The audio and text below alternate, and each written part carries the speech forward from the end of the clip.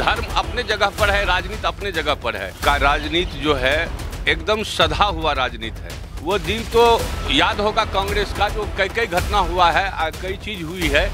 देश दिनों दिन छन्न होता जा रहा है। मोदी जी को रोकने वाला इस देश में अब कोई नहीं है। 24 में कोई उनके आगे विपक्ष टिकने ही वाला नहीं है। जो कभी कांग्रेस के समय में लोग सपना में भी नहीं सोचा था जो ये बनेगा। नमस्कार, आप देख रहे हैं न्यूज़ 1 इंडिया और मैं हूँ आपके साथ आस्था तिवारी।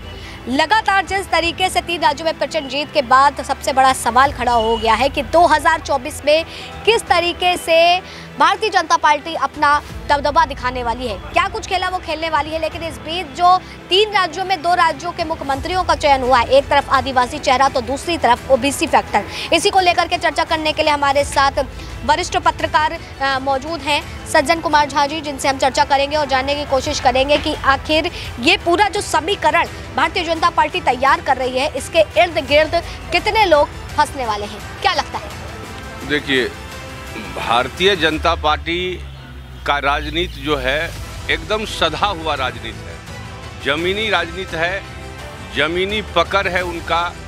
चुनाव में ही आप 5 स्टेट में देख लीजिए कैंपेन उनका, जो कितना अच्छा कैंपेन रहा। विपक्ष कहीं उसके आगे टिक नहीं सकता है, बड़ा मुश्किल है। सवालिया निशान खड़ा हो जाता है विपक्ष में।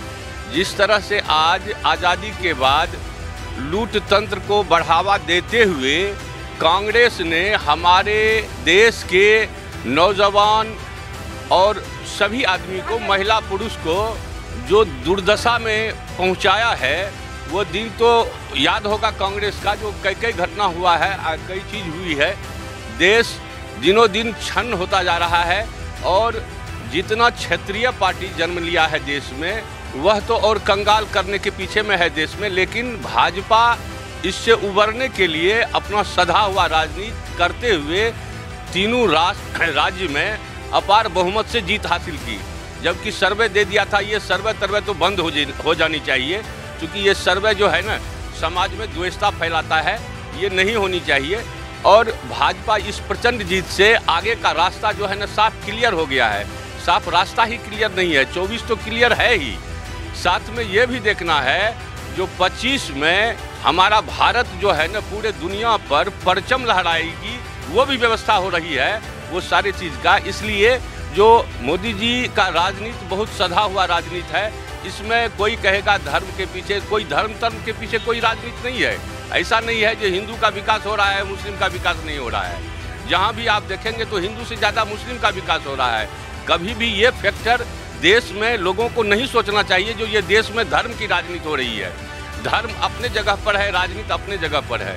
काम जो है वह पूरा सधा हुआ कर रहे हैं मोदी जी, जिसके अनुसार मोदी जी को रोकने वाला इस देश में अब कोई नहीं है। 24 में कोई उनके आगे विपक्ष टिकने ही वाला नहीं है। विपक्ष जो है सीधे तौर पर ये कह रही है कि ईवीएम एक बड़ा फैक्टर है, ईवीएम की ही वजह से सारी चीजें हो रही हैं, और जहां कांग्रेस नहीं आई वहां पर ईवीएम में कोई झोल झपाटा था। देखिए, एक कहावत है मैथिली में हमारे यहाँ, जो चले न आवे तो अंगना टेढ़, नहीं समझे। ये विपक्ष को चलने का तो कोई रास्ता ही नहीं है। कैसे चला जाएगा और कैसे समाज में हमारी पकड़ बनेगी, वो तो कभी ध्यान दिया नहीं। जो है ना, फेंकता हुआ राजनीति किया, फेंकता हुआ सारा चीज़ किया। इसलिए ये विपक्ष का हाल है। वो नहीं होगा, वो जो कोई सोच रहा है, जो ये इंडिया गठबंधन चाहे ये वो सारी बातें, वह धुल जाएगी। सारी व्यवस्था जो है ना, अभी आप देख लीजिए, जो चुनाव कैंपेन से लेके मुख्यमंत्री चुनाव तक भाजपा ने कितने स्थिरता से अपने पार्टी को साधते हुए मुख्यमंत्री का 2 राज्य में चयन किया है, और एक राज्य बाकी है, उसका भी हो जाएगा चयन। ऐसा नहीं है जो ये देश जो है ना भाजपा की तरफ नहीं देख रहा है। देश पूरा अब जो है ना कोई भरोसा वाले है ही नहीं, तो वो भाजपा दिख रहा है देश को, और मोदी जी दिख रहे हैं। इसलिए भाजपा जो लगातार राजनीति कर रही है, मध्य प्रदेश में एक ओबीसी फैक्टर को लाना, छत्तीसगढ़ में जो है देखा जाए तो वहाँ पर जो बड़ा फैक्टर का गेम खेला उन्होंने आदिवासी को लेकर के आए हैं, और राजस्थान में भी कयास लगाए जा रहे हैं कि एक हिंदुत्व चेहरा सामने हो सकता है, एक ब्राह्मण चेहरा को भी रख सकते हैं सामने, महिला का भी फैक्टर सामने रख सकते हैं। तो ये जो जिस तरीके की तीरबाजी लगा रही है, क्या वाकई जनता के जहन में, जनता के दिल में निशाने पे लगेगी? जनता के जहन में, दिल में निशाने पे लगता है तीर, तब न जनता आकर्षित होके उन्हें समर्पित होता है। और यही बात आप देख रहे हैं, आज से नहीं 2014 से ही हो रहा है। लगातार जो है ना घटनाक्रम होते जा रहा है। भले देश में महंगाई बढ़ी हो, लेकिन महंगाई बढ़ने का बहुत सा कारण है, बहुत सा फैक्टर है। सब देश में महंगाई बढ़ी है, भारत में भी महंगाई बढ़ा है, ऐसा नहीं है जो वो है, लेकिन हिसाब से काम हो रहा है। जितना फैक्टर पर मोदी जी ने काम किया है, वो सारी फैक्टर जब तैयार होगा बन के, कुछ दिन में 25 से लोगों को झलकना शुरू हो जाएगा। देश में जो है ना कितना विकास हुआ है, चाहे जो भी चीज़ में हो, जो कभी कांग्रेस के समय में लोग सपना में भी नहीं सोचा था जो ये बनेगा। आप देखिए एयरपोर्टों का जाल बिछ गया देश में, सड़कों का जाल बिछ गया। ऐसा जाल जो है ना कांग्रेस कभी उम्मीद भी नहीं कर सकती थी। और मैं तो मोदी जी को ये कहना चाहूँगा, जो ये सारा चीज़ है अपना वो जो रास्ता है वो तो दिल्ली गाली सुनते ही हैं, ऐसा नहीं है। जो लोगों को भी, लोगों की मनभावना में भी ये पहुँचता है, कष्ट होता है। लेकिन जैसे कि मान लीजिए यहाँ दिल्ली का हाल है, दिल्ली देश की राजधानी है और जहाँ हम बैठे हुए हैं वह जो है स्थान हनुमान मंदिर के पश्चिम है, माँ काली का दरबार है। और यहाँ माता का जो रूप है ना वो लक्ष्मी रूप है। यहाँ से काल कटेगा, यहाँ से कटेगा काल, आएगा समय जो वो काल कटेगा यहाँ से। और इस जगह पे मैं बोल रहा हूँ, जो 25 में वो तैयारी है देश की, भाजपा सरकार की, जो देश देखेगा, जो पूरे दुनिया पर भारत का कितना अच्छा पकड़ हो जाता है। ठीक है, ये बताइए क्या लग रहा है कि विपक्ष को अगर वापस सत्ता में आना है तो किन मुद्दों पर काम करना होगा, और क्या वाकई भारतीय जनता पार्टी की राजनीति में के आड़े हाथों वो अपने आप को परचम लहरा पाएंगे अपना कभी? देखिए, विपक्ष के पास कोई जो है ना कोई सवाल ही नहीं है। ठेकड़ा फोड़ने के लिए एक ईवीएम के अलावा इनके पास कोई सवाल नहीं है। जबकि ईवीएम लाया तो यही, हम जानते हैं जो जापान ईवीएम बनाया है वह भी ईवीएम से चुनाव नहीं कराता है। लेकिन भारत में लाने वाला तो कांग्रेस ही है ईवीएम को। वो काहे लाया, अब काहे कहता है जो बंद हो। तो ये जो है ना फल जरूर बात है, इससे कोई लेना देना नहीं है जनता को। जनता साफ सीधा देख रहा है, यूथ भी देख रहा है, सारा सक्रियता पर जो है ना सबका ध्यान है। जो भाजपा अगली बार जो है ना प्रचंड बहुमत से आएगी। खास करके अब बिहार की राजनीति है, बिहार जो है ना जल रहा है।